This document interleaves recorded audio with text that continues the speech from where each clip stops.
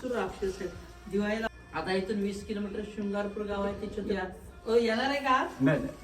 छत्रपती संभाजी शिवाजी आले की खाली संगमेश्वर मंदिरची ह्या कर्णेश्वर मंदिर करायचे. आणि पुतळा आहे ना तिथे सरदेसाई यांचा राजवाडा होता, संभाजींचं संस्थान होतं आणि तिथे छत्रपती संभाजीने कैद केली पुतळ्याजवळ आणि इथून तुळापूरला नेलं.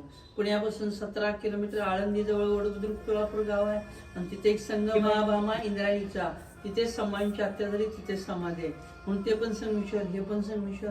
पण कोकण तळ कोकण गमनी गावा संगमेश्वर ते हे. आता ही पूर्व दिशा आहे. अजून सकाळी सूर्य उगवला तर प्रकाश किरण सूर्यकिरण ती जातात. नंतर सूर्यदेवांचं पायावर दर्शन घ्या. पायामध्ये 7 घोड्यांचा रथ आहे, डोक्यावरती 12 राशी आहेत, 12 राशी सूर्याभोवती फिरतात म्हणून सूर्यदेवांना 12 राशींचा राजा म्हणतात. म्हणून उगवत्या सूर्याचं दर्शन घ्यायचं. ग्रहपीडा जाते.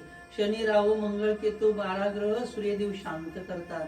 हातामध्ये अमृत कलश आहे, दोन्ही साईडला 2 सूर्यपत्नी आहेत, त्याला संध्या छाया म्हणतात. सूर्यपासून म्हणून ती कोणती पुत्र कर्ण, कर्णाचं कर्णेश्वर. पांडवांचा मोठा भाऊ कर्ण.